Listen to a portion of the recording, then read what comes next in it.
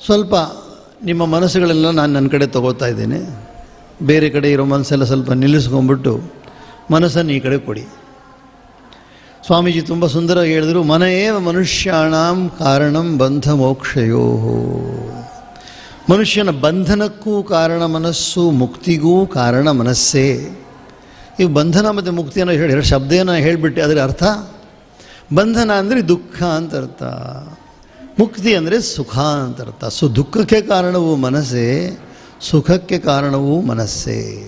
ಆದ್ದರಿಂದ ಈ ಶುಭ ಸಂದರ್ಭದಲ್ಲಿ ಮೊಟ್ಟ ಮೊದಲಿಗೆ ನಿಮ್ಮಲ್ಲಿ ನಾನು ಕೇಳ್ಕೊಳ್ತಾ, ನಿಮ್ಮ ಮನಸ್ಸನ್ನು ಕೊಟ್ಟು ಬಿಡಿ. ನನಗೆ ಕೊಡೋಕ್ಕಾಗತ್ತಾ ನೀವು? ಹೇಗೆ ಕೊಡೋದು? ಹೇಗೆ ಅಂದರೆ ಬೇರೆ ಎಲ್ಲ ವಿಷಯಗಳಿಂದ ಮನಸ್ಸನ್ನು ದೂರ ಮಾಡಿ ಬರೀ ಈ ಸಂದೇಶವನ್ನು ಸ್ವೀಕರಿಸುವ ಒಂದು ನಿಶ್ಚಯವನ್ನು ನಿಮ್ಮ ಮನಸ್ಸಲ್ಲಿ ಮಾಡಿಕೊಳ್ಳಿ. ಶ್ರೀಮದ್ ಭಗವದ್ಗೀತೆಯ ಜಯಂತಿಯ ಪ್ರಯುಕ್ತವಾಗಿ 1 ತಿಂಗಳ ಕಾಲ ಸಂತರನ್ನು ಆಹ್ವಾನ ಮಾಡಿ ಅವರ ಮೂಲಕವಾಗಿ ಹಲವಾರು ದೃಷ್ಟಿಕೋನಗಳಿಂದ ಧರ್ಮದ ವಿಚಾರವನ್ನು ಮತ್ತು ಮನುಷ್ಯನ ಕರ್ತವ್ಯದ ವಿಚಾರವನ್ನು ತಲುಪಿಸುತ್ತಿರುವ ಪೂಜ್ಯ ಶ್ರೀಗಳು ದೊಡ್ಡ ಸಂಕಲ್ಪವನ್ನು, ಅತ್ಯಂತ ಶುಭ ಸಂಕಲ್ಪವನ್ನು ಮಾಡಿದ್ದಾರೆ. ನೀವೆಲ್ಲ ಸ್ವಾತಂತ್ರ್ಯ ಎಂಬ ಶಬ್ದವನ್ನು ಕೇಳಿರ್ತೀರಿ. ಸ್ವಾತಂತ್ರ್ಯ ನಾವು ಏನು ಹೇಳ್ತೀವಿ ಅದಕ್ಕೆ? ಫ್ರೀಡಮ್. ಭಾರತಕ್ಕೆ ಸ್ವಾತಂತ್ರ್ಯ ಬಂದಿದ್ದು ಯಾವತ್ತು? 15 ಆಗಸ್ಟ್ 1947 ಇಸವಿಯಲ್ಲಿ. ಅದು ರಾಜನೈತಿಕ ಸ್ವಾತಂತ್ರ್ಯ, ಪೊಲಿಟಿಕಲ್ ಫ್ರೀಡಮ್. ಅಂದರೆ ಅದು ಭೌಗೋಳಿಕವಾದ ಒಂದು ಪ್ರದೇಶ ನಮ್ಮದು, ಅವ್ರದ್ದಲ್ಲ ಎಂಬ ಒಂದು ತೀರ್ಮಾನವನ್ನು ಮಾಡಿ ಅವರು ತಪ್ಪಾಗಿ ಬಂದು ಇಲ್ಲಿ ಸೇರ್ಕೊಂಡ್ಬಿಟ್ಟಿದ್ರು ಯಾರೋ. ಆ ತಪ್ಪನ್ನು ನಾವು ಅವ್ರಿಗೆ ಬೋಧನೆ ಮಾಡಿದ್ವಿ, ಮತ್ತು ನಮ್ಮ ಬೋಧನೆ ಸ್ವಲ್ಪ ಗಟ್ಟಿಯಾಗೇ ಇತ್ತು. ಆ ಬೋಧನೆಯಿಂದ ಅವರಿಗೆ ಜಾಗವನ್ನು ಬಿಟ್ಟು ಹೋಗೋ ಸ್ಥಿತಿ ಬಂದಾಗ ಅವರು ನಮಗೆ ಸ್ವಾತಂತ್ರ್ಯವನ್ನು ಕೊಟ್ಟರು ಅಲ್ಲ, ನಾವು ತಗೊಂಡ್ವಿ. ನಾವು ಸ್ವಾತಂತ್ರ್ಯವನ್ನು ತಗೊಂಡ್ವಿ ಅವರ ಹತ್ರಿಂದ.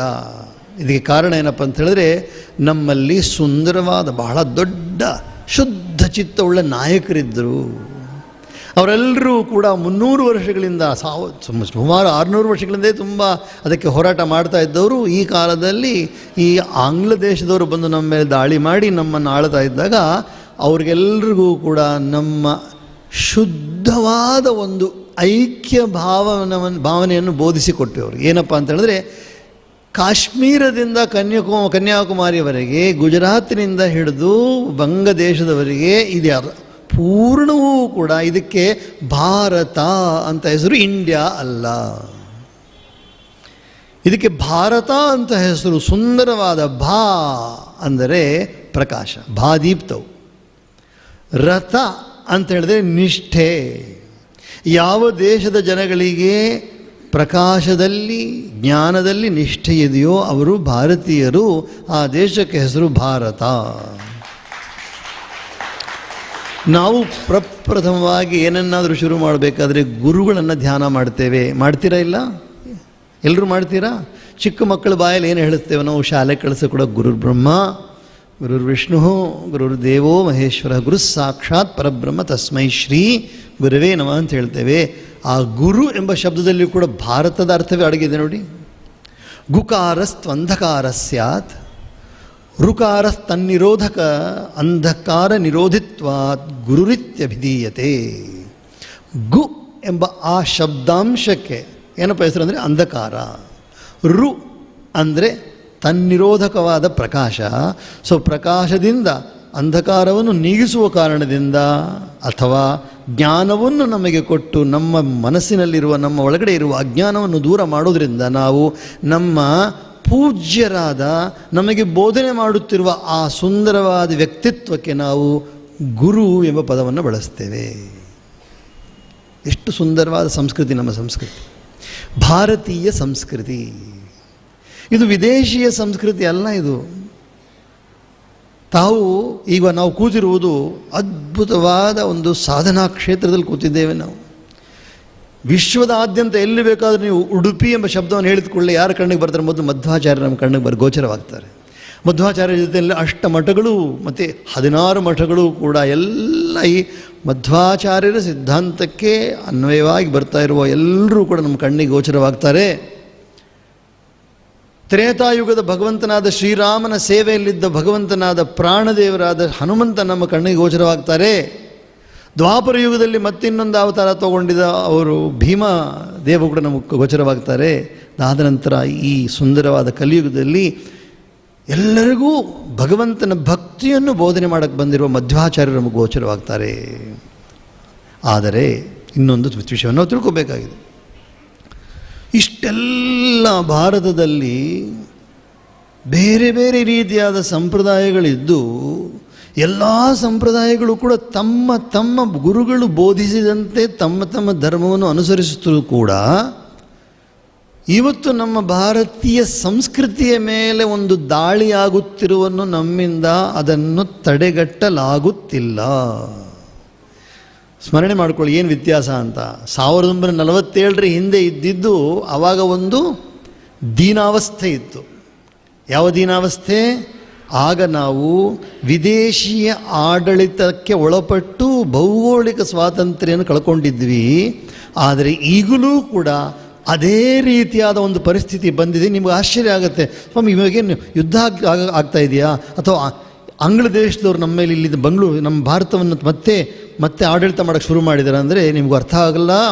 ನಿಜವಾಗಿಯೂ ಹೇಳಬೇಕಾದ್ರೆ ಅವರು ಆಡಳಿತ ಮಾಡ್ತಾ ಇದ್ದಾರೆ ನಮ್ಮನ್ನು ಈಗಲೂ ಕೂಡ. Why? Mentally they have captured us. ನಮ್ಮನ್ನು ಮಾನಸಿಕವಾಗಿ ಅವರು ತಮ್ಮ ಸಂಸ್ಕೃತಿಯ ಕಡೆ ಎಳ್ಕೊಂಡು ಹೋಗ್ತಾ ಇದ್ದಾರೆ. ನಮ್ಮ ಭಾರತೀಯ ಮಕ್ಕಳು, ಯುವಕರು, ಯುವತಿಯರು, ಬಾಲಕರು, ಬಾಲಕಿಯರೆಲ್ಲರೂ ಕೂಡ ವೆಸ್ಟ್ ವೆಸ್ಟ್ ವೆಸ್ಟ್ ಅಂತ ಹುಚ್ಚರಾಗಿ ಹೋಗ್ತಾ ಇದ್ದಾರೆ. ನಾನು ಹೇಳ್ತಾರೆ ನಿಜಾನ ಸುಳ್ಳ? ನಿಜಾನ ಸುಳ್ಳ? ನಿಜವಾಗಿ ಯೋಚನೆ ಮಾಡಿ ಹೇಳಿ. ನಿಮ್ಮ ಸಂಸ್ಕೃತಿಯಲ್ಲಿ ಎಷ್ಟು ದೊಡ್ಡ ಕೊರತೆ ಬಂದಿದೆ. ಈಗಲೂ ನಾವು ಒಂದು ರೀತಿಯಾದ ಗುಲಾಮತ್ವಕ್ಕೆ ಆಳಾಗಿದ್ದೇವೆ. ಚೆನ್ನಾಗಿ ಯೋಚನೆ ಮಾಡಿ ನೋಡಿ. ನೀವು ತಂದೆ ತಾಯಿಗಳನ್ನು ಏನಂತ ಕರೀತಾ ಇದ್ದೀರಿ? ನೀವು ಅಪ್ಪ ಅಮ್ಮ ಅಂತ ಕರೀತಾ ಇದ್ದೀರಾ? ಮೊದಲನೇ ಯೋಚನೆ. ಒಬ್ಬರನ್ನೊಬ್ರು ನೋಡಿದ ಕೂಡಲೇ ನಮಸ್ತೆ ಅಂತ ಹೇಳ್ತಾ ಇದ್ದೀರಾ ಅಥವಾ ಶೇಕ್ ಹ್ಯಾಂಡ್ಸ್ ಮಾಡ್ತಾ ಇದ್ದೀರಾ? ಬೆಳಗ್ಗೆ ನೋಡಿದ ಕೂಡಲೇ ಹಾಯ್ ಬಾಯ್ ಅಂತೀರಾ ಅಥವಾ ಗುಡ್ ಮಾರ್ನಿಂಗ್ ಅಂತೀರಾ ಅಥವಾ ಶುಭ ಮುಂಜಾನೆ ಅಂತೀರಾ? ನೀವು ಸ್ವಲ್ಪ ಯೋಚನೆ ಮಾಡಿ ನೋಡಿ. ನೀವು ಎಷ್ಟು ಮಟ್ಟಕ್ಕೆ ಭಕ್ತರಾದವರು, ಭಾರತೀಯ ಸಂಸ್ಕೃತಿಗೆ ಸೇರಿದವರು ಇವತ್ತು ಏನನ್ನು ಮಾಡ್ತಾ ಇದ್ದೀವಿ ನಾವು? ನನ್ನ ಬ್ರದರ್ ಇನ್ ಲಾ ಬಂದಿದ್ದರು, ನನ್ನ ಸಿಸ್ಟರ್ ಇನ್ ಲಾ ಬಂದಿದ್ದರು, ಇನ್ನೂ ಕೂಡ ನಾವು ಅವರ ಲಾನೇ ಅನಿಸ್ಕೊಂಡು ಹೋಗ್ತಾ ಇದ್ದೀವಲ್ಲ ನಾವು. ಆಂಟಿ ನೀವೆಲ್ಲಿಗೆ ಹೋಗ್ತಾ ಇದ್ದೀರಿ? ಅಂಕಲ್ ನೀವು ಎಲ್ಲಿಗೆ ಹೋಗ್ತಾ ಇದ್ದೀರಿ? ಮಾಮ ಅನ್ನಕ್ಕೆ ನಮಗೆ ಸಂಕೋಚ. ನನ್ನ ಗ್ರ್ಯಾಂಡ್ ಪಾ ಬಂದಿದ್ದರು, ತಾತ ಅನ್ನಕ್ಕೆ ಸಂಕೋಚ. ಸೊ ಇನ್ನೂ ಕೂಡ ನೀವು ಮಾನಸಿಕವಾಗಿ ಯಾರಿಗೆ ಗುಲಾಮರಾಗಿದ್ದೀರಿ? ಅವಾಗಿದ್ದಿದ್ದು ಭೌಗೋಳಿಕವಾದ ಗುಲಾಮತ್ವ, ಈಗ ಮಾನಸಿಕವಾದ ಗುಲಾಮತ್ವ ಇನ್ನೂ ಉಳ್ಕೊಂಡಿದೆ. ಆದ್ದರಿಂದ ಇವತ್ತಿನ ಸಂತ ಸಂದೇಶದಲ್ಲಿ ಮುಖ್ಯವಾದ ಸಂದೇಶ ನಿಮಗೆ ಕೊಡ್ತಾ ಇದ್ದೇನೆ. ಇಂದಿನಿಂದ ಯಾವುದೇ ಆಯಾಮದಲ್ಲಾಗಲಿ, ನಮ್ಮ ಜೀವನದ ಯಾವುದೇ ಆಯಾಮದಲ್ಲಾಗಲಿ, ಯಾವುದೇ ಹಂತದ ಯಾವುದೇ ಭಾಗದಲ್ಲಾಗಲಿ, ಇನ್ಮೇಲಿಂದಾದರೂ ನಾವು ಈ ವಿದೇಶಿಯ ಸಂಸ್ಕೃತಿಯನ್ನು ಬಿಡಬೇಕು ಎಂಬುದನ್ನು ಪ್ರತಿಜ್ಞೆ ಮಾಡೋಣ. ಇವತ್ತು ನಾವು ನಮ್ಮ ಮುಂದೆ ಕೂತಿರುವ ಶ್ರೀ ಹಯಗ್ರೀವ ಆಚಾರ್ಯರು ಹಯಗ್ರೀವ ಆಚಾರ್ಯರು ಅವರು ಶ್ರೀ ಜ್ಞಾನಾಕ್ಷಿ ಎಜುಕೇಷನಲ್ ಇನ್ಸ್ಟಿಟ್ಯೂಷನ್ಸ್ ಟ್ರಸ್ಟ್ನ ಕಾರ್ಯದರ್ಶಿಗಳು. ಅವರು ನಾವು ಸೇರಿಕೊಂಡು ಒಂದು ಕೆಲಸವನ್ನು ಮಾಡಿಬಿಟ್ಟಿವೆ. ನಮ್ಮ ಬೆಂಗಳೂರಿನಲ್ಲಿ ಶ್ರೀ ಜ್ಞಾನಾಕ್ಷಿ ಸ್ಕೂಲಲ್ಲಿ ಒಂದು ವಿಶೇಷವಾದ ಒಂದನ್ನು ಕಾರ್ಯಾನ್ವಯಕ್ಕೆ ತಂದಿದ್ದೇವೆ. ಏನಪ್ಪ ಅಂತ ಹೇಳಿದ್ರೆ, ಇನ್ನು ಮೇಲಿಂದ ನಮ್ಮ ಮಕ್ಕಳು ಬರೀ 3,000 ಮಕ್ಕಳತ್ತೆ. 3,000 ಇನ್ನೊಂದು ಬೇರೆ ಶಾಲೆಗಳೆಲ್ಲ ಸೇರಿಸಿ ನಮಗೆ ಸೇರಿರೋ ಎಲ್ಲ ಸೇರಿದ ಒಂದು 5,000 ಮಕ್ಕಳು 2 ವರ್ಷದಿಂದ ಯಾವ ಮಗು ಕೂಡ ಗುಡ್ ಮಾರ್ನಿಂಗ್ ಹೇಳಲ್ಲ, ಬರೀ ನಮಸ್ತೆ ಮಾತ್ರ ಹೇಳುತ್ತೆ.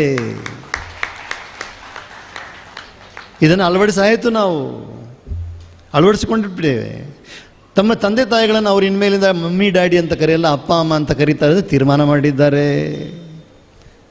ಸ್ವಲ್ಪ ಯೋಚನೆ ಮಾಡಿ ನೋಡಿ, ಇದು ಸರಿನಾ ತಪ್ಪ? ಬೇಕಾಗಿರೋದಲ್ವ ಇದು? ನಾವು ನಮ್ಮನ್ನು ಮುಕ್ತರಾಗಿ ಮಾಡಿಕೊಳ್ಬೇಕಾದ್ರೆ ಭಾರತೀಯ ಸಂಸ್ಕೃತಿಯನ್ನು ಅನುಸರಣೆ ಮಾಡಬೇಕು. ಅದಕ್ಕೋಸ್ಕರ ಪೂಜ್ಯರು ತಿಳಿಸಿದಂತೆ 16 ಜೂನು 2025 ಒಂದು ವಿಶೇಷವಾದ ಒಂದು ಸಂಸ್ಥೆಯ ಸ್ಥಾಪನೆ ಆಗಿದೆ. ಆ ಸಂಸ್ಥೆಯ ಹೆಸರು ಭಾರತೀಯ ಸಂತ ಮಹಾಪರಿಷತ್. ಈ ಭಾರತೀಯ ಸಂತ ಮಹಾಪುರುಷದಲ್ಲಿ ಪೂಜ್ಯರು ನಮ್ಮ ಜೊತೆ ಬರೀ 100% ಇದ್ದಾರೆ ಅಷ್ಟೇ. ಅವರು 100% ನಮ್ಮ ಜೊತೆನೇ ಇದ್ದಾರೆ ಪೂಜ್ಯರು. ಇವರು ಪೂಜ್ಯರ ಜೊತೆಯಲ್ಲಿ ಎಲ್ಲ ಸಂತರು ಕೂಡ 16 ಜೂನ್ರಂದು ಮೊಟ್ಟ ಮೊದಲ ಬಾರಿಗೆ ವಿಶ್ವದಲ್ಲಿ, ನಾನು ಹೇಳ್ತಾರೆ ವಿಶ್ವದಲ್ಲಿ ಮೊಟ್ಟ ಮೊದಲ ಬಾರಿಗೆ ಬೆಂಗಳೂರಿನ ಒಂದು ಸಭಾಭವನದಲ್ಲಿ ಈ ರೀತಿಯಾಗಿ ಎಣಿಸಿದಾಗ ನಾವು 41 ಕುರ್ಚಿಗಳು, ಹಿಂದಕ್ಕೆ ಎಣಿಸಿದಾಗ 28 ಕುರ್ಚಿಗಳು, ಒಟ್ಟಾರೆ 1059 ಕುರ್ಚಿಗಳಲ್ಲಿ ಬರೀ ಸಂತರೇ ಉಪಸ್ಥಿತರಿದ್ದರು 16ನೇ ಜೂನಂದು. ಅದು ಮಾತ್ರ ಅಲ್ಲ, ಸಂತರು ಯಾರೂ ವೇದಿಕೆಗೆ ಹೋಗಿಲ್ಲ, ಎಲ್ಲರೂ ಕೂಡ ಬರೀ ಪ್ರೇಕ್ಷಕರ ಕುರ್ಚಿಗಳ ಮೇಲೆ ಕೂರ್ತಿದ್ರು. ವೇದಿಕೆಯಲ್ಲಿ ಇದ್ದಿದ್ದು ಒಬ್ಬರೇ ಒಬ್ಬರು, ಯಾರದು? ಭಾರತ ಮಾತಾ ಮಾತ್ರ ಇದ್ದರು. ನೀವು ಅದನ್ನು ಈಗಲೂ ಕೂಡ ವೆಬ್ಸೈಟ್ನಲ್ಲಿ ನೋಡ್ಬೋದು. 16 ಜೂನ್ರಂದು ಏನು ನಡೀತು ಅಂತ bsmp.world ಎಂಬ ಒಂದು ಗುರುತನ್ನು ತಗೊಂಡು ನೀವು ನೋಡಿ ಅವನಿಗೆ ಅರ್ಥ ಆಗತ್ತೆ. ಅದು ಮಾತ್ರ ಅಲ್ಲ, ಎಲ್ಲಿಂದ ಬಂದಿದ್ದರು ಸಂತರು? ಎಲ್ಲ ಸಂಪ್ರದಾಯಗಳಿಂದ, ಎಲ್ಲ ಭಾಷೆಗಳನ್ನು ಮಾತನಾಡುವವರು, ದೇಶ ವಿದೇಶಗಳಿಂದ ಬಂದಿದ್ದರು. ಆ ಸಂತರೆಲ್ಲರೂ ಕೂಡ ಒಂದೇ ಒಂದು ಪಣವನ್ನು ತೊಟ್ಟು ಬಂದಿದ್ದರು. ಏನಪ್ಪ ಅಂತ ಹೇಳಿದ್ರೆ, ಇನ್ಮೇಲಿಂದ ನಾವೆಲ್ಲ ಸಂತರೂ ಕೂಡ ನಮ್ಮ ವ್ಯಕ್ತಿಗತವಾದ ಧ್ವನಿ, ವ್ಯಕ್ತಿಗತವಾದ ಸಂಪ್ರದಾಯ, ವ್ಯಕ್ತಿಗತವಾದ ಆಚಾರಗಳನ್ನು ಕಾಪಾಡಿಕೊಂಡು ಅದನ್ನು ಯಾವುದೇ ರೀತಿಯಲ್ಲಿ ಅದರಲ್ಲಿ ಚ್ಯುತಿ ಬಾರದೆ, ಉದಾಹರಣೆಗೆ ಶೈವರು ಶಿವಪೂಜೆಯಲ್ಲಿ ನಿಷ್ಠರಾಗಿ, ವೈಷ್ಣವರು ವಿಷ್ಣು ಪೂಜೆಯಲ್ಲಿ ನಿಷ್ಠರಾಗಿ, ಶ್ರೀರಾಮ ಭಕ್ತರು ರಾಮ ಪೂಜೆಯಲ್ಲಿ ನಿಷ್ಠರಾಗಿ, ಬೌದ್ಧರು ಬುದ್ಧರ ಪೂಜೆಯನ್ನು ಮಾಡೋದಲ್ಲಿ ನಿಷ್ಠರಾಗಿ, ಜೈನರು ಜೈನ ಪೂಜೆಯನ್ನು ಮಾಡೋದಲ್ಲಿ ನಿಷ್ಠರಾಗಿ, ಅದೇ ರೀತಿಯಾಗಿ ಸಿಖ್ಖರು ಕೂಡ, ನಮ್ಮ ಸಹೋದರರು ಸಿಖ್ಖರು ಕೂಡ, ಅವರು ಕೂಡ ತಮ್ಮ ಧರ್ಮ ಗ್ರಂಥವನ್ನು, ಗುರುಗ್ರಂಥ ಸಾಹೇಬನ್ನು ಪೂಜೆ ಮಾಡುವುದರಲ್ಲಿ ನಿಷ್ಠೆ ಇಟ್ಕೊಂಡು, ಇವೆಲ್ಲ ವ್ಯಕ್ತಿಗತವಾದ ಸಂಪ್ರದಾಯ ಇಟ್ಕೊಂಡ್ರೂ ಕೂಡ ನಾವೆಲ್ಲರೂ ಒಂದೇ ಎಂಬ ಭಾವನೆಯಿಂದ ನಾವು ಹಲವಾರು ಬಾರಿ ಕೂಡ್ತಾ ಇದ್ದೇವೆ. ಇನ್ನು ಮುಂದೆ ಕೂಡ ಕೂಡ್ತಾ ಇರ್ತೇವೆ. ಹೋಗ್ತಾ ಹೋಗ್ತಾ ನೀವು ನೋಡ್ತೀರಿ, ಎಲ್ಲ ಮಠಗಳಿಗೆ ಸೇರಿದ ಭಕ್ತರು ಕೂಡ ಸಮಾನವಾದ ಭಾರತೀಯ ಸಂಸ್ಕೃತಿಯನ್ನು ಅನುಸರಿಸುವುದನ್ನು ನೀವು ಕಣ್ಣಾರೆ ಕಾಣಬಹುದು. ಶೀಘ್ರದಲ್ಲಿ ಬರುತ್ತೆ, ಅದು ಶೀಘ್ರದಲ್ಲಿ ಬರುತ್ತೆ. ಈ ಸಮಾನತೆ ಎಂಬುದು ಯಾವ ರೀತಿಯಲ್ಲಿರುತ್ತೆ ಅಂತ ನಮ್ಗೆ ಆಶ್ಚರ್ಯ ಆಗುತ್ತೆ. ಇವಾಗ ನಾವೆಲ್ಲ ಕೂತಿದ್ದೇವೆ, ಇಲ್ಲಿ ಕೂತಿದ್ದೇವೆ, ಇಲ್ಲಿ ಎಷ್ಟೋ ಜನ ಕೂತಿರೋ ನಿಶ್ಚಿತವಾಗಿಯೂ ನಾವೆಲ್ಲರೂ ಒಂದೇ ರೀತಿಯಾದ ಭಾಷೆ ಮಾತನಾಡೋರು ಅಲ್ಲ. ನನಗೆ ಗೊತ್ತಿದ್ದ ಮಟ್ಟಿಗೆ ಇಲ್ಲಿ ತಮಿಳು ಮಾತಾಡೋರು ಇರ್ಬೋದು ಕೆಲವರು, ಇಲ್ಲಿ ಕೆಲವರು ಮಾತೃಭಾಷೆ ಮರಾಠಿಯವರು ಇರ್ಬೋದು, ಇಲ್ಲಿ ಕೆಲವರು ಬೇರೆ ಭಾಷೆಯನ್ನು ಮಾತಾಡೋರು ಕೂಡ, ತೆಲುಗಿನವರು ಕೂಡ ಇರ್ಬೋದು. ಯಾಕಂದರೆ ಮಧ್ವಾಚಾರ್ಯರ ಆ ಸುಂದರವಾದ ಬೋಧನೆಯನ್ನು ಪಡೆದವರು ಬರೀ ಕನ್ನಡಿಗರು ಮಾತ್ರ ಅಲ್ಲ. ಎಷ್ಟೋ ಜನ ಮಧ್ವ ಸಂಪ್ರದಾಯನ ಅನುಸರಿಸುವವರು ಬೇರೆ ಬೇರೆ ಭಾಷೆಯವರು ಪೂರ್ತಿ ಭಾರತದಲ್ಲಿ ಹರಡಿದ್ದಾರೆ.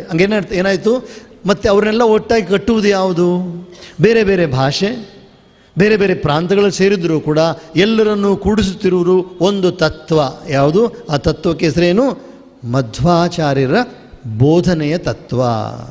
ಅದಕ್ಕೆ ತಿಳಿದವರು ದ್ವೈತ ಅಂತ ಹೇಳ್ತಾರೆ. ಅದು ನಾನು ಮುಟ್ಟಕ್ಕೆ ಹೋಗಲ್ಲ ಈಗ, ಅದು ಬಹಳದ್ದು ಸೂಕ್ಷ್ಮವಾದ ವಿಷಯ. ಅದೆಲ್ಲ ನಮಗೆ ಬೇಕಾಗಿರೋದು ಕೃಷ್ಣ ಭಕ್ತಿ. ಇನ್ನೂ ಸ್ವಲ್ಪ ಸೂಕ್ಷ್ಮವಾಗಿ ಹೋದರೆ ಭಗವತ್ ಭಕ್ತಿ.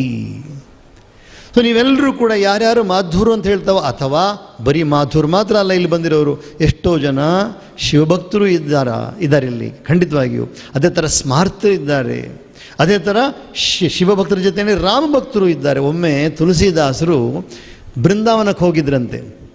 ಆ ಬೃಂದಾವನಕ್ಕೆ ಹೋದಾಗ, ಬೃಂದಾವನದಲ್ಲಿ ಉತ್ತರ ಪ್ರದೇಶದಲ್ಲಿ ಬೃಂದಾವನ ಅನ್ನೋ ಕ್ಷೇತ್ರ ಇದೆ. ಆ ಕ್ಷೇತ್ರಕ್ಕೆ ಹೋದಾಗ ಅಲ್ಲಿ ಭಗವಂತನಾದ ಶ್ರೀಕೃಷ್ಣ ಅತಿ ಅದ್ಭುತವಾದ ಸುಂದರವಾದ ಕೃಷ್ಣ ಶಿಲೆಯ ರೂಪದಲ್ಲಿ ಎಲ್ಲರನ್ನೂ ಆಕರ್ಷಿಸುತ್ತಾ ನಿಂತಿದ್ದಾರೆ. ಅಲ್ಲಿ ಕೃಷ್ಣನ ದರ್ಶನ ಬರೀ 30 ಸೆಕೆಂಡ್ ಮಾತ್ರ, ಒಬ್ಬರಿಗೆ ಬರೀ 30 ಸೆಕೆಂಡ್ ಮಾತ್ರ. ಅದಾದ ನಂತರ ಮತ್ತೆ ಪರದೆ ಹಾಕಿಬಿಡ್ತಾರೆ, ಮತ್ತೆ ತೆಗಿತಾರೆ, ಮತ್ತೆ 30 ಸೆಕೆಂಡ್ ದರ್ಶನ. ಏನಕ್ಕಪ್ಪ ಅಂದರೆ ಭಗವಂತ ಎಷ್ಟು ಕರುಣಾಮಯ ಅಂದರೆ ಯಾರಾದರೂ ಭಕ್ತರು ಕರೆದು ಓಡೋಗ್ಬಿಡ್ತಾರಂತೆ ಅವರು. ಅದಕ್ಕೋಸ್ಕರ ಬರೀ 30 ಸೆಕೆಂಡ್ ಮಾತ್ರ ದರ್ಶನ ಕೊಡೋ ಆ ಜಾಗದಲ್ಲಿ ತುಳಸಿದಾಸರು ಹೋದರು. ಗೋಸ್ವಾಮಿ ತುಳಸಿದಾಸರು ಈ ಲೋಕಕ್ಕೆ ಹಿಂದಿನಲ್ಲಿ ರಾಮಾಯಣವನ್ನು ಕೊಟ್ಟ ಗೋಸ್ವಾಮಿ ತುಳಸಿದಾಸರು ರಾಮಭಕ್ತರಲ್ಲಿ ಹೋದರಂತೆ. ಹೋಗಿ ದರ್ಶನ ಮಾಡಬೇಕಾದ್ರೆ ಕೈ ಜೋಡಿಸ್ಕೊಂಡು ನಿಂತ್ಕೊಂಡಿದ್ದಾರೆ.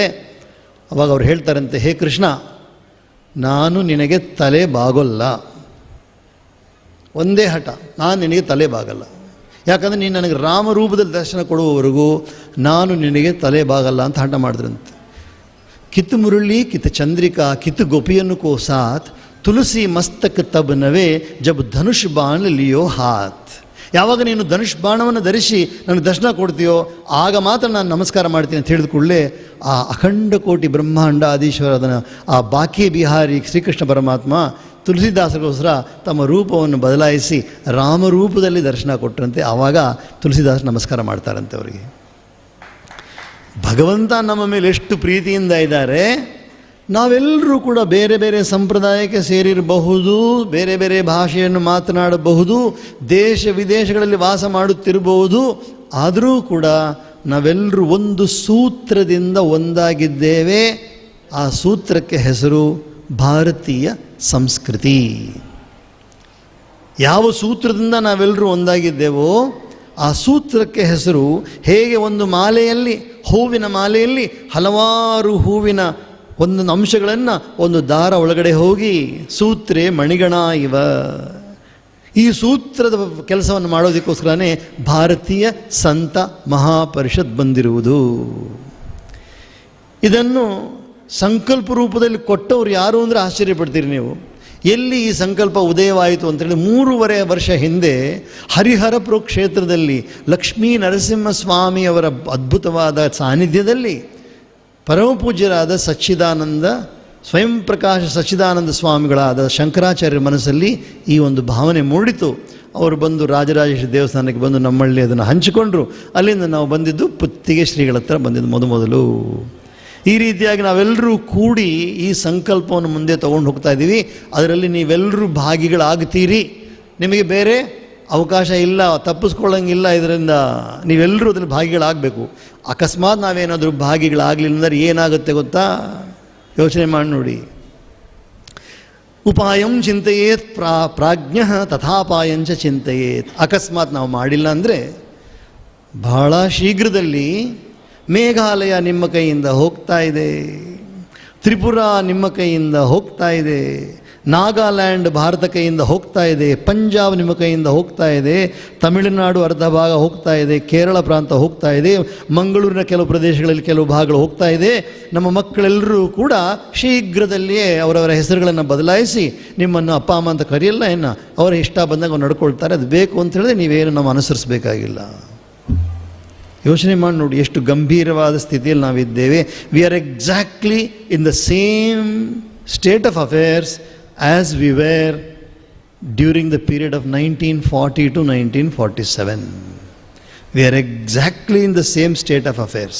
That time we were losing land, today we are losing our culture. Do you want to lose your culture? ನಿಮ್ಮ ಸಂಸ್ಕೃತಿಯನ್ನು ಕಳ್ಕೊಳ್ಬೇಕಂತ ಇಷ್ಟ ಇದೆಯಾ ನಿಮಗೆ? ಕಳ್ಕೊಳ್ಬೇಕಾ? ಯಾರಾದರೂ ಕಳ್ಕೊಬೇಕಂತ ಇಷ್ಟಪಡ್ತಾ ಇದ್ದೀರಾ? ಆದ್ದರಿಂದ ಶೀಘ್ರದಲ್ಲಿ ಈ BSMP.world ಎಂಬ ಒಂದು ಸುಂದರವಾದ ಸೈಟ್ನಲ್ಲಿ ಹೋಗಿ ಅದರಲ್ಲಿ ಪೂಜ್ಯರ ಅಪ್ಪಣೆಯನ್ನು ಪಡೆದು ನೀವು ನಿಮ್ಮೆಲ್ಲರನ್ನು ಭಾರತೀಯ ಸಂತ ಮಹಾಪರಿಷತ್ತಿನ ಪರಿವಾರದ ಸದಸ್ಯರನ್ನಾಗಿ ನೀವು ನಿಮ್ಮನ್ನು ನೋಂದಣಿ ಮಾಡಿಕೊಳ್ಬೇಕಾಗಿದೆ. ತಡವಿಲ್ಲದೆ ಡಿಸೆಂಬರ್ 31 ಗೀತಾ ಕೋಟಿ ಯಜ್ಞ ಹೇಗೆ ಆ ಕೋಟಿ ಪಾರಾಯಣಗಳು ಹಾಕ್ತಾ ಇದೆಯೋ ಬರವಣಿಗೆಯಲ್ಲಿ, ಹಾಗೆ 1 ಕೋಟಿ ಜನ ಭಾರತೀಯ ಸಂತ ಮಹಾಪರಿಷತ್ನಲ್ಲಿ ನೋಂದಣಿ ಆಗಿರಬೇಕು ಅಂತ ನಮ್ಮ ಸಂಕಲ್ಪವಾಗಿದೆ. ಇದು ಹೇಗೆ ಸಾಧ್ಯವಾಗುತ್ತೆ? ನೀವೆಲ್ಲರೂ ಅದನ್ನು ನೋಡಬೇಕು, ಅದನ್ನು ಓದಬೇಕು. 9.5 ಗಂಟೆ ಸಭೆ ನಡೆದಿದೆ 16 ಜೂನ್ರಂದು. 16 ಜೂನ್ರಂದು ಎಷ್ಟು ನಡೆದಿದೆ? 9.5 hours ಒಂದು ಸಭೆ. ಬೆಳಗಿನ ಭಾಗ, ಮಧ್ಯಾಹ್ನದ ಭಾಗ. ಯಾರ್ಯಾರಿದ್ದರು ಅದರಲ್ಲಿ? ಪರಮ ಪೂಜ್ಯರಾದ ರಾಮಭದ್ರಾಚಾರ್ಯ, ಪರಮ ಪೂಜ್ಯರಾದ ಕಂಚಿ ಶ್ರೀಗಳು, ಪರಮ ಪೂಜ್ಯರಾದ ಸುತ್ತೂರು ಶ್ರೀಗಳು, ಪರಮ ಪೂಜ್ಯರಾದ ಆದಿಚುಂಚನಗಿರಿ ಶ್ರೀಗಳು, ಪರಮ ಪೂಜ್ಯರಾದ ತರಳಬಾಳು ಶ್ರೀಗಳು, ಪರಮ ಪೂಜ್ಯರಾದ ಉತ್ತರ ಭಾರತ ಹರಿದ್ವಾರದ ಮತ್ತು ಮಂಡಲೇಶ್ವರರು, ತಮಿಳುನಾಡಿನ ಆದೀನಂಗಳು, GR ಸ್ವಾಮಿಗಳು ಎಲ್ಲರೂ ಕೂಡ ಅದರಲ್ಲಿ ಉಪಸ್ಥಿತರಾಗಿದ್ದರು. ವೀರಶೈವರು, ಲಿಂಗಾಯತರು ಎಲ್ಲರೂ ಸೇರಿ ಉಪಸ್ಥಿತರಾಗಿದ್ದರು. ಸ್ವಲ್ಪ ಅರ್ಥ ಮಾಡ್ಕೊಳ್ಳಿ, ಎಲ್ಲೋ ಒಂದು ಜಾಗದಲ್ಲಿ ಒಂದು ಚ್ಯುತಿ ನಡೀತಾ ಇದೆ. ನಮ್ಮಲ್ಲಿ ಎಲ್ಲಿ ದುರ್ಬಲತೆ ಇದೆಯೋ ಅಲ್ಲಿ ಹೊರಗಿನವರು ಬಂದು ದಾಳಿ ಮಾಡಿ ನಮ್ಮನ್ನು ಕಿತ್ತು ಕಿತ್ತು ಕಿತ್ತು ತುಂಡು ತುಂಡನಾಗಿ ಮಾಡ್ತಾ ಇದ್ದಾರೆ. ನಿಮ್ಮಲ್ಲೇ ಭೇದ ಭಾವಗಳನ್ನು ಮಾಡಿಸ್ತಾ ಇದ್ದಾರೆ. ಅದನ್ನೆಲ್ಲ ದೂರ ಇಟ್ಟು, ಅದು ಮಾತ್ರ ಅಲ್ಲ, ಒಂದೇ ಸಂಪ್ರದಾಯಕ್ಕೆ ಸೇರಿದ ಮಠಗಳಲ್ಲಿರುವ ಜನಗಳು ಕೂಡ ತಮ್ಮನ್ನು ಒಂದಾಗಿ ಭಾವಿಸ್ತಾ ಇಲ್ಲ. ಬೇರೆ ಬೇರೆ ಮಠ, ಆದರೆ ಸಂಪ್ರದಾಯ ಒಂದೇ. ನಾವೆಲ್ಲರೂ ಬೇರೆ ಬೇರೆ ಅಂತಲೇ ಭಾವನೆ ಮಾಡ್ಕೊಂಡಿದ್ದೀವಲ್ಲ, ತಪ್ಪಲ್ವಾ ಇದು? ಯೋಚನೆ ಮಾಡಿ ನೋಡಿ. ನಾವೇ ದುರ್ಬಲತೆ ಕಾರಣ ಆಗ್ತಿದ್ದೇವೆ. ನಾವು ಬೇರೆಯವ್ರಿಗೆ ನಾವೇನೋ ಉಪದೇಶ ಬೇರೆಯವ್ರ ಬಗ್ಗೆ ಹೇಳ್ತಾ ಅವ್ರು ಹಂಗೆ ಮಾಡಿದ್ರು ಇವ್ರು ಹೆಂಗೆ ಮಾಡಿದ್ರು ಅವ್ರು ಪರಿವರ್ತನೆ ಮಾಡ್ತಾ ಇದ್ದಾರೆ, ಮತ ಪರಿವರ್ತನೆ ಮಾಡ್ತಾ ಇದ್ದಾರೆ, ದೇ ಆರ್ ಡೂಯಿಂಗ್ ಕನ್ವರ್ಷನ್ ಅಂತ ಹೇಳ್ತೇವೆ ನಾವು. What are you doing? You are allowing them. You are allowing them to convert you because you are not practicing your ಭಾರತೀಯ ಸಂಸ್ಕೃತಿ in the real sense. ನಿಜವಾದ ಅರ್ಥದಲ್ಲಿ ಭಾರತೀಯ ಸಂಸ್ಕೃತಿ ಅನುಸರಿಸಿದ್ರೆ ಹೆಂಗಿರಬೇಕು ಗೊತ್ತಾ? ಯಂ ವೈದಿಕಾ ಮಂತ್ರದೃಶ ಪುರಾಣ ಇಂದ್ರಂ ಯಮಂ ಮಾತರಿಶ್ವಾನಮಾಹು ವೇದಾಂತಿನೋ ನಿರ್ವಚನೀಯಮೇಕಂ ಯಂ ಬ್ರಹ್ಮ ಶಬ್ದೇನ ವಿನಿರ್ದಿಶಂತಿ ಶೈವಾಯಮೀಶಂ ಶಿವ ಇತ್ಯವೋಚನ್ ಯಂ ವೈಷ್ಣವಾ ವಿಷ್ಣುರಿತಿ ಸ್ತುವಂತಿ ಬುದ್ಧಸ್ತಥಾರ್ಹನ್ನಿತಿ ಬೌದ್ಧ ಜೈನಾ ಸಚ್ಶ್ರೀಯಕಾಲೇತಿ ಸ ಸಿಖ್ಖ ಸಂತಃ ಶಾಸ್ತೇತಿ ಕೇಚಿತ್ ಕತಿಚಿತ್ ಕುಮಾರಃ ಸ್ವಾಮೀತಿ ಮಾತೇತಿ ಪಿತೇತಿ ಭಕ್ತ್ಯಾ ಯಂ ಪ್ರಾರ್ಥಯಂತೆ ಜಗದೀಶಿತಾರಂ ಸ ಏಕ ಏವ ಪ್ರಭುರದ್ವಿತೀಯಃ. ನಮ್ಮೆಲ್ಲರ ಪ್ರಭು ಒಬ್ಬರೇ. ಭಾರತೀಯ ಸಂಸ್ಕೃತಿಯಲ್ಲಿ ಬಾಳುತ್ತಿರುವ ಪ್ರತಿಯೊಬ್ಬರು ನಮ್ಮೆಲ್ಲರಿಗೂ ಕೂಡ ಪ್ರಭು ಒಬ್ಬರೇ. ಅವರ ಹೆಸರೇ ಶಿವ, ಅವರ ಹೆಸರೇ ವಿಷ್ಣು, ಅವರ ಹೆಸರೇ ರಾಮ, ಅವರ ಹೆಸರೇ ಶಾಸ್ತ, ಅವರ ಹೆಸರೇ ಮಾತಾ, ಅವರ ಹೆಸರೇ ಆಂಜನೇಯ, ಅವರ ಹೆಸರೇ ಪ್ರಾಣದೇವರು. ಅವರು ಒಬ್ಬರೇ ಸ್ಮರಣೆ ಇಟ್ಕೊಳ್ಳಿ. ಈ ಒಬ್ಬರು ಅನ್ನೋದನ್ನ ಭಾವನೆನ ನೀವು ಬಿಟ್ಟುಬಿಟ್ಟು ಎಲ್ಲೆಲ್ಲೋ ನಾವು ನಮ್ಮನ್ನು ಭೇದವಾಗಿ ಮಾಡಿಕೊಂಡು ಸ್ವಲ್ಪ ದಾರಿ ತಪ್ಪಿದ್ದೇವೆ. ಶ್ರೀಮದ್ ಭಗವದ್ಗೀತೆಯ ಕೋಟಿ ಯಜ್ಞದ ಮೂಲಕವಾಗಿ ಸ್ವಾಮಿ ಏನು ಮಾಡಿದ್ದಾರೆ? ಯಾವುದೇ ಸಂಪ್ರದಾಯಕ್ಕೆ ಸೇರಿರ್ಬೋದು ನೀವು, ಯಾವುದೇ ದೇಶದಲ್ಲಿ ವಾಸ ಮಾಡ್ತಾ ಇರ್ಬೋದು ನೀವು, ಆದರೆ ಈ ಕೋಟಿ ಲೇಖನ ಯಜ್ಞದಲ್ಲಿ ಪಾಲ್ಗೊಂಡು ಏನಾಯಿತು? ನೀವೆಲ್ಲ ಏನು ಹೇಳ್ತಾ ಇದ್ದೀರಿ? ನಾನು ಭಗವದ್ಗೀತೆಯ ಸಂದೇಶಕ್ಕೆ ನಾನು ಒಳಪಟ್ಟಿದ್ದೇನೆ ಎಂಬ ಒಂದು ಭಾವನೆಯನ್ನು ನೀವು ಮೂಡಿಸ್ತಾ ಇದ್ದೀರಿ. ಅದಕ್ಕೋಸ್ಕರ ನೀವು ಬರೆಯೋಕ್ಕೆ ಶುರು ಮಾಡಿದ್ದೀರಿ. ಆದ್ದರಿಂದ ಸ್ವಲ್ಪ ಜಾಗೃತವಾಗಿ ಇದನ್ನು ನೋಡಿ ಯಾವುದೇ ನಮ್ಮೆಲ್ಲರಿಗೂ ಭಾರತೀಯರಿಗೆ, ಯಾರು ಭಾರತೀಯ ಅಂದರೆ ಯಾರು? ಸನಾತನ ಧರ್ಮವನ್ನು ಅನುಸರಿಸುತ್ತಿರುವವರು, ಬೌದ್ಧರು, ಜೈನರು, ಸಿಖ್ಖರು. ಇದನ್ನು ಬಿಟ್ಟು ಭಾರತೀಯರಲ್ಲಿ ಎರಡು ಪ್ರಕಾರವಾದ ಜನ ಇದ್ದಾರೆ. ಭಾರತೀಯ ಸಂಸ್ಕೃತಿಯನ್ನು ಅನುಸರಿಸುತ್ತಿರುವ ಭಾರತೀಯರು, ವಿದೇಶೀಯ ಸಂಸ್ಕೃತಿಯನ್ನು ಅನುಸರಿಸುವ ಭಾರತೀಯರು. ಇಬ್ಬರು ಎರಡು ಪ್ರಕಾರ ಇದ್ದಾರೆ. ನೀವ್ಯಾರು? ಭಾರತೀಯ ಸಂಸ್ಕೃತಿಯನ್ನು ಅನುಸರಿಸುತ್ತಿರುವ ಭಾರತೀಯರು. ಕೆಲವರು ವಿದೇಶೀಯ ಸಂಸ್ಕೃತಿಯನ್ನು ಅನುಸರಿಸಿದಾರಲ್ಲ, ಅವ್ರಿಗೂ ನಮಗೂ ಜಗಳ ಇಲ್ಲ, ವಿರೋಧ ಇಲ್ಲ, ದ್ವೇಷ ಇಲ್ಲ. ಆದರೆ ನಮ್ಮ ಭಾರತೀಯ ಸಂಸ್ಕೃತಿಯನ್ನು ಅನುಸರಿಸುವುದರಲ್ಲಿ ನಾವು ನಿಷ್ಠೆ ಇದೆ ಹೊರತು ಅವರ ಸಂಸ್ಕೃತಿ ನಾವೇನು ಅಳವಡಿಸ್ಕೊಳ್ಳಲ್ಲ, ಖಂಡಿತವಾಗಿ ಅಳವಡಿಸ್ಕೊಳ್ಳಲ್ಲ. ಈಗ ನಮ್ಮ ಒಂದು ಸಂಕಲ್ಪದಂತೆ ಪರಮ ಪೂಜ್ಯರ ಕೈಯಲ್ಲಿ ಒಂದು ಲಾಂಛನವನ್ನು ದೇವಿ ಕೃಪೆಯಲ್ಲಿ ಸಮರ್ಪಣೆ ಮಾಡಿದ್ದೇವೆ. ಏನಪ್ಪ ಅಂತ ಹೇಳಿದ್ರೆ ಓಂಕಾರದ ಲಾಂಛನ. ಈ ಓಂ ಎಂಬ ಶಬ್ದ ಸ್ಮರಣೆ ಮಾಡ್ಕೊಂಡು ನೋಡ್ಕೊಳ್ಳಿ. ಭಗವಂತ ಏನು ಹೇಳ್ತಾನೆ ಭಗವದ್ಗೀತೆಯಲ್ಲಿ? ಓಮಿತ್ಯೇಕಾಕ್ಷರಂ ಬ್ರಹ್ಮ ವ್ಯಾಹರನ್ ಮಾಮನುಸ್ಮರನ್. ಓಮಿತ್ ಏಕಾಕ್ಷರಂ ಬ್ರಹ್ಮ. ಓಂ ಎಂಬುದು ಏಕಾಕ್ಷರವಾದ ಬ್ರಹ್ಮ, ಸಿಂಗಲ್ ಸಿಲೆಬಲ್ಡ್ ಪರಬ್ರಹ್ಮ, ಪರಮಾತ್ಮ is Om. It is applicable to all of you, whether you are Vaishnavas or Shaivas or Sikhs or Jains or Bauddhas. Om is applicable to each and every one of you. Om is applicable to each and every one of you. So in future, along with your own individual Rudrakshas and Tulasi Malas and Chandana Malas, our Bharatiya Santa Mahaparishad is advising everybody, all of you, take this one and wear this Omkara along with that one. ಈ ಓಂಕಾರವನ್ನು ಎಲ್ಲರಿಗೂ ಕೊಡಬೇಕು. ಬರೀ ನಮ್ಮ ಸಂಕಲ್ಪ ಇದನ್ನು 140 ಕೋಟಿ ಕೊಡಬೇಕಂತ ಮಾತ್ರ ಸಂಕಲ್ಪ ಮಾಡಿದ್ದೇವೆ. ಈಗಾಗಲೇ 60,000 ಕೊಟ್ಟಿದ್ದೇವೆ. ಈ ಓಂಕಾರವು ನಿಮ್ಮ ಮಕ್ಕಳ ಕೊರಳಲ್ಲಿರಬೇಕು, ನಿಮ್ಮ ಕೊರಳಲ್ಲಿರಬೇಕು. ಯಾವುದ್ರ ಜೊತೆ? ನಿಮ್ಮ ತುಳಸಿ ಮಾಲೆಗಳ ಜೊತೆಯಲ್ಲಿ, ನಿಮ್ಮ ಮಾಂಗಲ್ಯ ಸೂತ್ರದ ಜೊತೆಯಲ್ಲಿ, ನಿಮ್ಮ ರುದ್ರಾಕ್ಷದ ಜೊತೆಯಲ್ಲಿ, ನಿಮ್ಮ ಚಂದನ ಮಾಲೆಯ ಜೊತೆಯಲ್ಲಿ ಈ ಓಂಕಾರವನ್ನು ನೀವು ಸೇರಿಸ್ಕೊಂಡ್ರೆ ನೀವೆಲ್ಲರೂ ಏನು ಸಂದೇಶವನ್ನು ಕೊಡ್ತಾ ಇದ್ದೀರಿ ಲೋಕಕ್ಕೆ?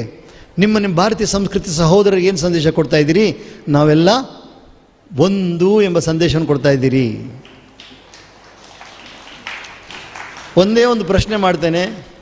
ಯಾರ್ಯಾರಿಗೆ ಸಂತೋಷವಾಗಿದೆ ಭಾರತದಲ್ಲಿರುವ ದೇವಸ್ಥಾನ ಎಲ್ಲವೂ ಕೂಡ ಸರ್ಕಾರದ ಅಧೀನವಾಗಿರಬೇಕು ಅಂತ ನಾನೊಂದು ಘೋಷಣೆ ಮಾಡ್ತಾಯಿದ್ದೀನಿ. ಎಲ್ಲ ಸಂತೋಷ ಪಡ್ತಾ ಇದ್ದೀರಲ್ಲ? ಸಂತೋಷ ತಾನೇ? ಭಾರತದ ದೇವಸ್ಥಾನ ಎಲ್ಲರೂ ಸರ್ಕಾರಕ್ಕೆ ಅಧೀನವಾಗಬೇಕಾ? ಇಲ್ಲ ತಾನೇ? ಹಂಗಾರೆ ಯಾವ ಸರ್ಕಾರ ಬರಬೇಕು? ಇದನ್ನು ಪೋಷಣೆ ಮಾಡುವ ಸರ್ಕಾರ ಬರಬೇಕಾ? ಇಲ್ಲ. ಭಾರತೀಯ ಸಂಸ್ಕೃತಿಯನ್ನು ಪೋಷಣೆ ಮಾಡುವ ಸರ್ಕಾರ ಬರಬೇಕು. ಆ ಸರ್ಕಾರ ಬರೋದಕ್ಕೆ ಭಾರತೀಯ ಸಂತ ಮಹಾಪರಿಷತ್ ನಿಮಗೊಂದು ಸಂದೇಶವನ್ನು ಕಳಿಸುತ್ತೆ. ಇದನ್ನು ನೀವು ನೋಂದಣಿ ಮಾಡಿಕೊಂಡ್ರಿ ಅಂತ ಹೇಳಿದ್ರೆ ನಿಮಗೊಂದು ಸಂದೇಶ ಬರುತ್ತೆ. ಯಾವಾಗ ಚುನಾವಣೆ ಬರುತ್ತೋ ಆವಾಗ ಇವರಿಗೆ ಮಾತ್ರ ನೀವು ನಿಮ್ಮ ಮತವನ್ನು ನೀಡಬೇಕು ಅಂತ ಬರುತ್ತೆ. ಅವಾಗ ಯಾರು ಗೆಲ್ತಾರೆ? ಆವಾಗ ಭಾರತೀಯ ಸಂಸ್ಕೃತಿಯ ಪೋಷಕರು ಗೆಲ್ತಾರೆ. ಅರ್ಥ ಆಗ್ತಾ ಇದೆಯಾ? ಆದ್ದರಿಂದ ಇದು ಸಾಧಾರಣವಾದ ವಿಷಯವನ್ನು ನಾನು ಹೇಳ್ತಾ ಇಲ್ಲ, ದಯವಿಟ್ಟು ಅರ್ಥ ಮಾಡ್ಕೊಳ್ಳಿ. ಭಾರತವನ್ನು ತುಂಡು ತುಂಡು ಮಾಡ್ತಾ ಇದ್ದಾರೆ. ನಿಮ್ಮ ಮನೆಯಲ್ಲಿ ಸ್ವಲ್ಪ ಯಾರಾದರೂ ನಿಮ್ಮ ಸೈಟಲ್ಲಿ ಒತ್ತುವರಿ ಮಾಡಿಬಿಟ್ರೆ ನಿಮಗೆ ಎಷ್ಟು ಬೇಜಾರಾಗುತ್ತೆ. ನೀವೊಂದು ಸೈಟನ್ನು ತೊಗೊಂಡಿದ್ದೀರಿ, ಜಮೀನನ್ನು ತೊಗೊಂಡಿದ್ದೀರಿ, ಪಕ್ಕದಲ್ಲಿರೋರು ಬಂದು ಒತ್ತುವರಿ ಮಾಡ್ಕೋತಾರೆ, ಅವಾಗ ನಿಮ್ಗೆ ಸಂತೋಷ ಆಗುತ್ತಾ? ನಿಮಗೆ ಆಗಲ್ಲ ತಾನೆ? ಆದ್ದರಿಂದ ಭಾರತವನ್ನು ಒತ್ತುವರಿ ಮಾಡುತ್ತಿರುವವರು ಬಹಳ ಜನ ಬಂದಿದ್ದಾರೆ. ನೀವೆಲ್ಲ ಸಂಕಲ್ಪ ಮಾಡಿ ಇನ್ಮೇಲಿಂದ ನಾವು ಭಾರತೀಯ ಸಂಸ್ಕೃತಿ ಜೊತೆಯಲ್ಲಿ ಇದ್ದೇವೆ. ನಾವು ಯಾವ ಪಂಗಡಕ್ಕೆ ಸೇರಿದವರಾದರೂ ಆಗ್ಬೋದು, ನಾವು ಯಾವ ಸಂಪ್ರದಾಯಕ್ಕೆ ಸೇರಿದವರಾದರೂ ಆಗ್ಬೋದು, ನಾವೆಲ್ಲರೂ ಖಂಡಿತವಾಗಿಯೂ ಭಾರತೀಯ ಸಂಸ್ಕೃತಿಗೆ ಪೋಷಣೆ ಮಾಡುತ್ತೇವೆ ಎಂಬ ಒಂದು ಪಣವನ್ನು ತೊಟ್ಟು ಈ ಭಗವದ್ಗೀತೆಯ ಈ ಗೀತಾ ಜಯಂತಿ ಪ್ರಯುಕ್ತವಾಗಿ ಈ ಪುಣ್ಯಮಯವಾದ ಉಡುಪಿ ಕ್ಷೇತ್ರದಲ್ಲಿ ನಾವೆಲ್ಲರೂ ಈ ಪ್ರತಿಜ್ಞೆಯನ್ನು ಮಾಡಿ ಶೀಘ್ರದಲ್ಲಿಯೇ ಎಲ್ಲ ಸಂತರಿಗೂ ನಾವು ನಮ್ಮ ಮನಸ್ಸನ್ನು ಕೊಟ್ಟು, ಸಂತರೇ ನೀವು ನಮಗೆ ಮಾರ್ಗದರ್ಶನ ಕೊಡಿ, ನೀವು ಹೇಳ್ದಂಗೆ ನಾವು ಮುಂದುವರಿತೇವೆ ಎಂಬ ಮಾತನ್ನು ಕೊಟ್ಟು ನಾವು ಮುಂದುವರಿಯೋಣ. ಭಗವಂತನಾದ ಉಡುಪಿ ಕೃಷ್ಣ, ಭಗವತಿಯಾದ ಜ್ಞಾನಾಕ್ಷಿ ರಾಜರಾಜೇಶ್ವರಿ, ಪರಮೇಶ್ವರನಾದ ದ್ವಾದಶ ಜ್ಯೋತಿರ್ಲಿಂಗಗಳಿರುವ ಶಿವ, ಅನಂತೇಶ್ವರ, ಚಂದ್ರಮೌಳೀಶ್ವರ ಎಲ್ಲರೂ ಕೂಡ ನಮಗೆ ಆ ಅನುಗ್ರಹವನ್ನು ಕೊಟ್ಟು, ಪ್ರಾಣದೇವರಾದ ಆಂಜನೇಯ, ಅವರ ಸ್ವರೂಪವಾದ ಭೀಮ ಮತ್ತು ಭಗವತ್ ಸ್ವರೂಪರಾದ ಮಧ್ವಾಚಾರ್ಯರು ಕೂಡ ನಮಗೆಲ್ಲರಿಗೂ ಕೂಡ ಆ ಶಕ್ತಿಯನ್ನು ಕೊಡಲಿ ಅಂತ ಹೇಳಿ ಈ ಸಂತ ಸಂದೇಶದ ಈ ಮಾತನ್ನು ಹೇಳಿ, ಈ ನನ್ನ ಮಾತುಗಳನ್ನು ಕೂಡ ಭಗವಂತನಾದ ಉಡುಪಿ ಕೃಷ್ಣನ ಪಾದಗಳಲ್ಲಿ ಸಮರ್ಪಣೆ ಮಾಡಿ, ನನಗೆ ಈ ಒಂದು ಸುಂದರವಾದ ಅವಕಾಶವನ್ನು ಕೊಟ್ಟ ಪರಮ ಪೂಜ್ಯ ಪುತ್ತಿಗೆ ಶ್ರೀಗಳಿಗೂ ನನ್ನ ವಂದನೆಗಳನ್ನು ತಿಳಿಸಿ ನನ್ನ ಎರಡು ಮಾತನ್ನು ಪೂರ್ತಿ ಮಾಡ್ತಾಯಿದ್ದೀನಿ. ಹರಿ ಓಂ ತತ್ಸತ್.